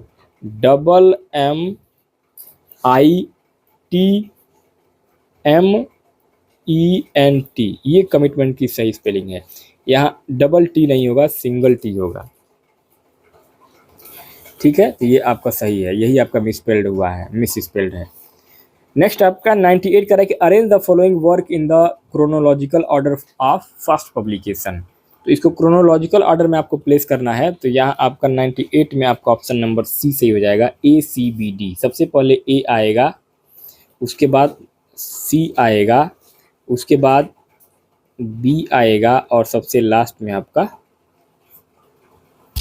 डी आएगा। देखिए यहाँ पे डिजेक्शन यानी कि एन ओड जो है वो एस टी क्लोराइज की है। डिजेक्शन एन ओड जो है वो एस टी क्लोराइज की जो है ये आपका 1802 में आया था। Ode to Psyche, ode to Psyche जो है ये आपका विलियम वर्डवर्थ का था, ये आपका 1819 में आया था ये ode to Psyche. Ode to Psyche ode to Psyche जो है, ओड टू साइक ये जॉन किट्स का था, 1819 में आया था। और ये ओड टू इंटीमेशन ऑफ इमोर्टली जो है ये आपका 1807 में आया था। और ओड टू द कॉन्फिडेंट ये आपका आया था 1928 में। तो ये आपका जो है क्रोनोलॉजिकल ऑर्डर में पब्लिकेशन के हिसाब से सही होगा। नेक्स्ट आगे 99 कह रहा है कि the world benevolent is best explained as. तो ये बेस्ट एक्सप्लेन कर रहा है काइंड एंड जेनरस का, ऑप्शन नंबर बी। देखिए बेनिवोलेंट वर्ड बिने यानी कि गुड रूट से बना है। इसका मतलब होता है कि दूसरों का भला चाहने वाला, दयालु और परोपकारी व्यक्ति। इसलिए काइंड एंड जेनरस बिल्कुल ठीक एक्सप्लेनेशन है इसका। 100 नंबर पे अगला क्वेश्चन है कि Nissim इज़किल is considered the पियोनर of. तो ये 100 में आपका ऑप्शन नंबर सी से हो जाएगा, मॉडर्न इंडियन इंग्लिश पोइट्री। देखिए निज़िम इज़किली को मॉडर्न इंडियन इंग्लिश पोइट्री का फादर या पियोनर यानी कि प्रथम पथ प्रदर्शक माना जाता है। उन्होंने पोइट्री को आम बोलचाल की भाषा और मॉडर्न अर्बन लाइफ जैसे उनकी poem night of the scorpion से कनेक्ट किया है। तो ऑप्शन आपका सी यहाँ पे करेक्ट हो जाएगा। नेक्स्ट आगे 101 कह रहा है कि Dickens a tale of two cities contrast is. तो 101 में आपका 101 में आपका ऑप्शन नंबर सी से हो जाएगा, पेरिस एंड लंदन। देखिए title a tale of two cities खुद ही बताता है कि ये दो शहरों की कहानी है। चार्ल्स डिकेंस की यह नॉवेल 1789 के फ्रेंच रिवॉल्यूशन, फ्रांसीसी क्रांति के दौरान सेट है, जिसमें उन्होंने लंदन जो शांत और सुरक्षित था और पेरिस जो हिंसा और चाव से भरा हुआ था, इन दोनों के बीच के एक क्लियर कॉन्ट्रास्ट दिखाया गया है इसमें, ए टेल ऑफ टू सिटीज में। तो ऑप्शन में आपका सी यहाँ पे करेक्ट हो जाएगा। नेक्स्ट आगे 102 कह रहा है कि which among the following sentences are grammatically correct. Grammatically correct कौन सा है, तो ये हो जाएगा आपका option number A and C only, B और डी आपका गलत है। देखिए यहाँ पे सी सिंग स्वीटली यानी करेक्ट वर्ब एडवर्ब को फॉलो कर रहा है, तो ये सही है। बाकी he go to school daily incorrect है। यहाँ पे ही थर्ड पर्सन सिंगुलर है, तो यहाँ पे ही गोज आना चाहिए। क्या आना चाहिए, गोज आना चाहिए, ही गोज टू स्कूल। बाकी they are playing in the park correct present continuous form है, तो ये भी आपका सही है। और I am knowing the answer incorrect है। नो एक स्टैटिक वर्ब है, इसमें आईएनजी लगाकर कंटिन्यूअस टेंस नहीं बना जाता है, आई नो आना चाहिए, तो आई नो यहाँ पे नहीं है, तो ये आपका गलत है। तो यहाँ पे आपका option number A and C only correct हो जाएगा। बाकी 103 कह रहा है कि Eliot use of the mythical method is seen most clearly in. तो यहाँ पे आपका ऑप्शन नंबर बी करेक्ट हो जाएगा, द वेस्ट लैंड। देखिए टीएस इलियट ने द वेस्ट लैंड में पुरानी एंशियंट मिथ्स जैसे holy grail legend, fisher king की स्टोरी और मॉडर्न दुनिया की बर्बादी के बीच एक पैरेलल समानांतर ड्रॉ किया था। इस नए स्टाइल को उन्होंने माइथिकल मेथड का नाम दिया था, ताकि आधुनिक जीवन के खोखलेपन को पास्ट के स्ट्रक्चर से समझाया जा सके। इसलिए आपका ऑप्शन नंबर बी यहाँ पे करेक्ट हो जाएगा। 104 का रहा है 104 की identify the sentence with the correct subject verb agreement. तो करेक्ट एग्रीमेंट यहाँ पे क्या हो जाएगा आपका option number D, the teacher along with her student is in the hall. देखिए ग्रामर रूल के हिसाब से जब दो सब्जेक्ट इन फ्रेज से जुड़ते हैं तो along with, as well as, together with, तो हेल्पिंग वर्ग हमेशा पहले वाले यानी कि फर्स्ट सब्जेक्ट के अनुसार आती है। यहाँ पहला सब्जेक्ट द टीचर यानी कि सिंगुलर है, इसलिए आगे इज आया है। बाकी सभी ऑप्शन में गलतियां हैं, जैसे कि नाइदर ऑफ और ईच ऑफ के बाद सिंगुलर वर्ब आनी चाहिए और लिस्ट सिंगुलर है, तो ऑप्शन नंबर आपका डी यहाँ पे करेक्ट हो जाएगा। नेक्स्ट आगे 105 कह रहा है कि identify the correctly punctuated sentence. Correctly punctuated sentence क्या है इसमें? ऑप्शन नंबर सी है, how ever he tried again. देखिए, जब शब्द हाउ एवर सेंटेंस की शुरुआत में एक ट्रांजिशन वर्ड कंजंक्शन की तरह यूज होता है तो उसके ठीक बाद कॉमा लगाना कंपलसरी ग्रामर रूल होता है। यहाँ पे आपको ऑप्शन नंबर सी जो है वो करेक्ट पंक्चुएटेड सेंटेंस है। 106 कह रहा है कि which one of the following sentences is in future perfect tense. तो फ्यूचर परफेक्ट टेंस में आपका इसमें से कौन सा हो जाएगा? वो हो जाएगा आपका option number B, she will have completed the work.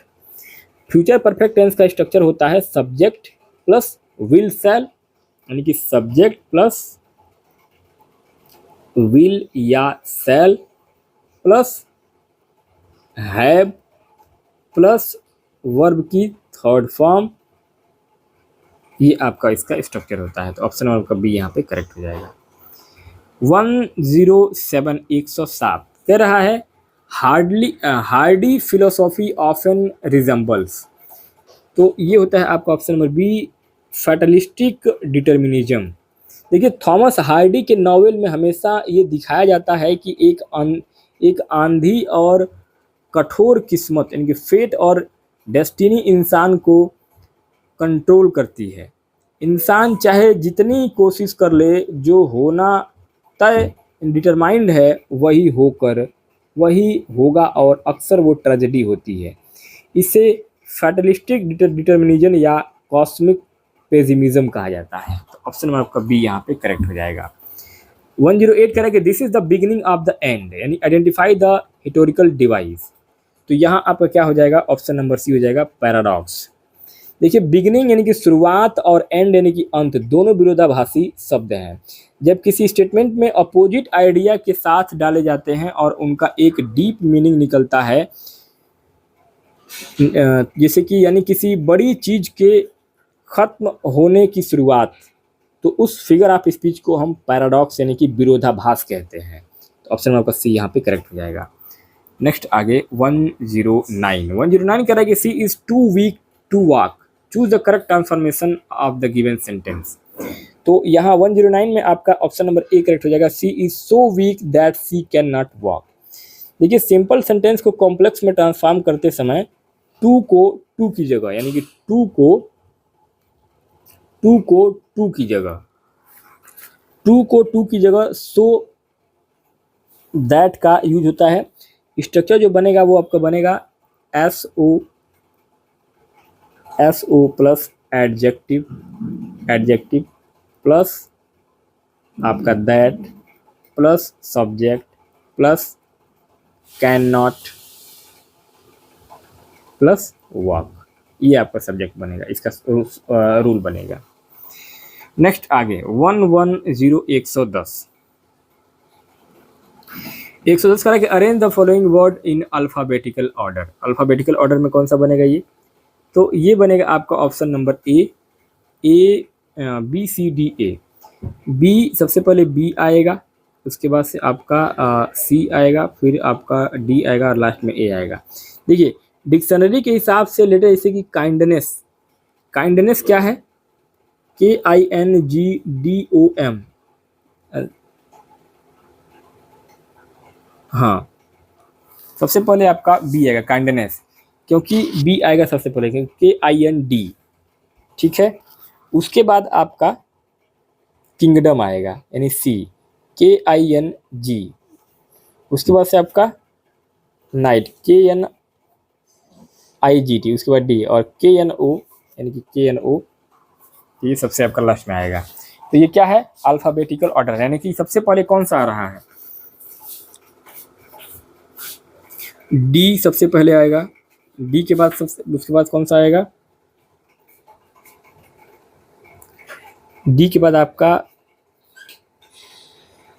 सबसे पहले डी आएगा, उसके बाद से आपका जी आएगा, उसके बाद से आपका आई आएगा और सबसे लास्ट में आपका ओ आएगा, ठीक है। तो ये इसका फॉर्म है। नेक्स्ट आगे 111 111 choose the correct idiom that means to reveal a secret. इसका मतलब क्या होता है? टू रिवील इस माने कि टू स्प्लिट द बीन्स। देखिए, स्पील द बीन्स एक फेमस आइटम है जिसका मतलब होता है गलती से या जानबूझकर कोई छिपी हुई इंफॉर्मेशन यानी कि राज को सबके सामने बता देना। तो वो इसको बोलते हैं to reveal a secret, to spill the beans. आगे 112 112 कह रहा है कि arrange this Dickens novels in the chronological order of date of publication starting with the earliest first. तो यहाँ पे डेट के हिसाब से जो है आपको रीअरेंज करना है, तो ये हो जाएगा आपका option number B. Oliver Twist आपका आया था 1837 में, ग्रेट एक्सपेक्टेशन आया था आपका 1849-50 में, और ए टेल ऑफ टू सिटी आया था आपका 1859 में, और डेविड कॉपरफील्ड आया था आपका 1860 से 61 के बीच में। तो ये इनका आपका लाइन हो जाएगा।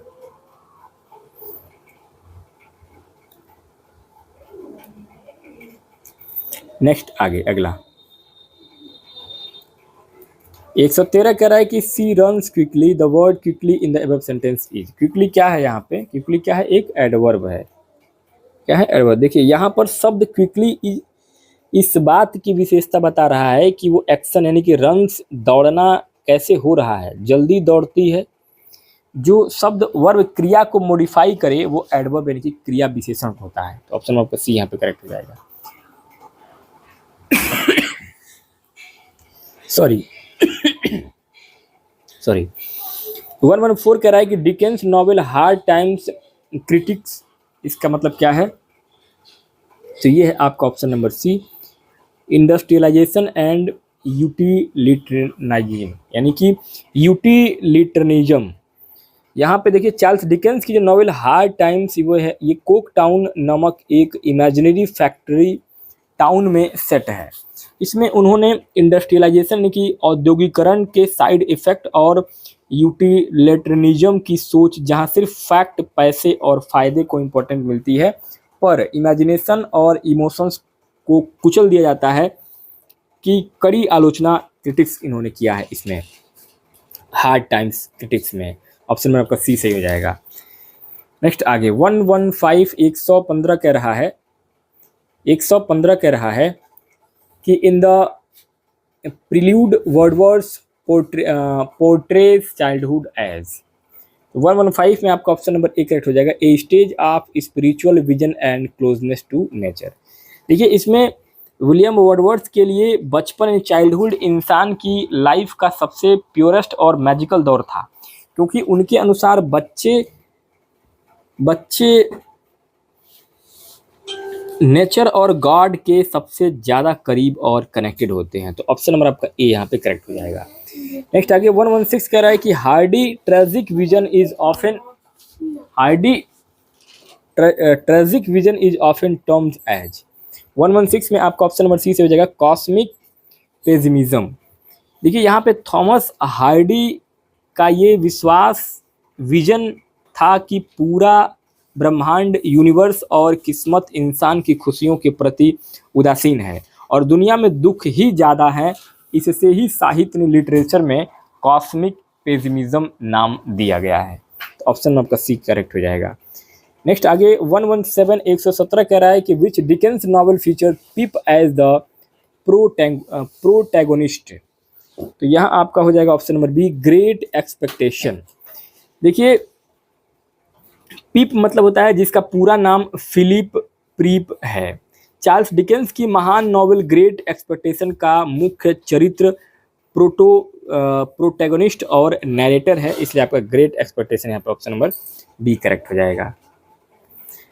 नेक्स्ट आगे 118 कह रहा है कि identify the sentence in which the past continuous tense is correctly use. Past continuous का किस में यूज हुआ है? तो पास्ट कंटिन्यूअस का हुआ है आपका ऑप्शन नंबर सी में, she was singing when I entered. ठीक है, ऑप्शन आपका सी से ही हो जाएगा। आगे 119 दोस्तों यहाँ से शुरू हो रहा है। 119 से 23 तक के जो क्वेश्चन है वो आपको read the passage carefully and answer the question given below. Indian knowledge tradition are characterized by their interdisciplinary nature. Discipline were never isolated compartment but often interested and inform one another. तो ये जो है पूरा आपका एक दिया गया था पूरा पैसेज, और इस पैसेज के ऊपर आपका 119 में क्वेश्चन पूछा गया कि what is the implied theme about pedagogy in the passage. तो यहाँ पे आपका ऑप्शन नंबर ए करेक्ट हो जाएगा। दैट डायलॉग यानी कि शस्त्रार्थ में encourage critical questioning with in the ethical boundaries. यहाँ पे देखिए पैसेज के आखिरी पैराग्राफ में साफ लिखा है, पैसेज के आखिरी पैराग्राफ में ये साफ लिखा है कि शास्त्रार्थ, ठीक है, ये शास्त्रार्थ एक डिसिप्लिन्ड और डेमोक्रेटिक प्रोसेस थी जिसमें नैतिक दायरे में रहकर बड़े बड़े अथॉरिटीज से भी सवाल क्वेश्चनिंग किए जा सकते थे। ठीक है, तो यहाँ पे ऑप्शन नंबर आपका ए यहाँ पे करेक्ट हो जाएगा। 120 कह रहा है कि the word taxonomy is the in the passage most nearly means. Taxonomy का मत इसमें नियरली मीनिंग क्या हो जाएगा, तो वो हो जाएगा आपका option number C, classification into ordered categories. देखिए पैसेज में आयुर्वेदा का एग्जाम्पल दिया गया है जहां बीमारियों को इलेबोरेट टैक्सोनॉमीज में ऑर्गेनाइज किया गया है। टैक्सोनॉमी का मतलब है कि क्लासिफिकेशन या चीज़ों को कैटेगरीज में लॉजिकली डिवाइड करना होता है। तो ऑप्शन नंबर सी आपका करेक्ट हो जाएगा। 121 कह रहा है कि which of the following is the best synonym for the holistic as use in the passage. Holistic जो पैसेज में यूज किया गया है इसका बेस्ट सिनोनिम क्या होगा, तो बेस्ट सिनोनिम हो जाएगा आपका कम्प्रिहेंसिव। ऑप्शन नंबर आपका डी यहाँ पे कम्प्रिहेंसिव करेक्ट हो जाएगा। देखिए पैसेज बताता है कि पुराने सिस्टम में हर सब्जेक्ट एक दूसरे से जुड़ा होता है, जिससे नॉलेज एक होलिस्टिक रूप ले लेती है। होलिस्टिक का मतलब है सब कुछ एक साथ जोड़कर एक वृहद कम्प्रिहेंसिव रूप में दिखाना। तो कम्प्रिहेंशन आपका यहाँ पर कम्प्रिहेंसिव करेक्ट हो जाएगा। 122 कह रहा है कि which phrase from the given passage emphasise the dynamic and living nature of knowledge in Indian tradition. तो यहाँ 122 में आपका करेक्ट आंसर हो जाएगा option number B, A B and D. A B and D correct, C wrong. क्यों? देखिए passage में compact and expendable ये दिया गया है, बी कंटिन्यूटी थ्रू कमेंट्री ये भी है, और D living discourage enrich by each generation. ये तीनों फ्रेज दिए गए हैं जो इसके डायनामिक नेचर को दिखाते हैं। और फ्रेज सी जो दिया गया है ये स्टैटिक बॉडी यानी कि बिल्कुल गलत है, क्योंकि पैसेज में नेबर स्टैटिक लिखा गया है। तो यहाँ पे आपका option number B, A B and D correct हो जाएगा। 123 कह रहा है कि what role did commentary traditions भाष्य एंड टीका play in preserving Indian knowledge system. 123 में आपका ऑप्शन नंबर डी करेक्ट हो जाएगा। They allow text to remain both compact and expandable across generations. Means कि पैसेज में साफ उल्लेख किया गया है कि भाष्य और टीका पढ़ने से कॉम्प्लेक्सिटी ग्रेजुअली समझ में आती थी, जो इन टेक्स्ट को फ्यूचर जनरेशन के लिए कॉम्पैक्ट बनाए रखती थी और डिटेल समझाने के लिए एक्सपेंडेबल यानी कि बड़ा भी बनाती थी। तो ऑप्शन नंबर आपका डी यहाँ पे करेक्ट हो जाएगा। नेक्स्ट 124 करें कि the correct synonym for the erudite. Erudite का करेक्ट सिनोनिम समानार्थी शब्द क्या होगा सिनोनिम, तो ये हो जाएगा आपका लर्नड। ऑप्शन नंबर आपका डी यहाँ पे करेक्ट हो जाएगा। देखिए एरुडाइट एक ऐसा व्यक्ति होता है जिसने पढ़ाई कर करके बहुत ज्ञान नॉलेज अर्जित किया हो, विद्वान यानी कि स्कॉलर हो, इसलिए इसका सबसे सटीक सिनोनिम होगा लर्नड यानी कि हमेशा सीखने वाला। आगे 125 कह रहा है कि Shelley Adonais is an elegy on the death of. तो यहाँ पे ये हो जाएगा आपका option number C John Keats. देखिए पीबी सेली ने एडोनाइज जो है ये लिखा था 1821 में। तो एडोनाइज नामक अपनी महान शोक गीत है, क्या ये एल्गी है, एल्गी क्या है एक कहें तो शोक गीत, शोक गीत है, एलगी है। और अपने यंग समकालीन कंटेम्प्रेरी कवि जॉन किट की मौत पर दुख व्यक्त करने के लिए लिखी गई थी पीबी शेली के द्वारा, जिनकी सिर्फ 25 साल की उम्र में टीबी से मृत्यु हो गया था जॉन किट्स का। तो पीबी शेली ने लिखा था ये एडेनॉइज 1821 में शोक गीत लिखा था जॉन किट्स के मरने पर। तो दोस्तों, इस प्रकार से इस वीडियो में हम लोगों ने आज देखा है यूपी पीजीटी का इंग्लिश का पूरा 125 प्रश्नों का सॉल्यूशन पेपर। पूरा सॉल्यूशन पेपर था ये, आपका सॉल्व पेपर था। तो ये पेपर आपको कैसा लगा, पूरा सॉल्यूशन वीडियो, पूरा solve paper video, comment box में ज़रूर बताइएगा। तो मिलते हैं नेक्स्ट वीडियो में नए पेपर के साथ। तब तक के लिए बहुत बहुत धन्यवाद। और आपको बता दूं जानकारी के लिए, ये पेपर आपका 9 मई 2026 को हुआ था, अंग्रेजी का, यूपी पीजीटी का। तो बहुत बहुत धन्यवाद हमारे साथ बने रहने के लिए आप सभी का।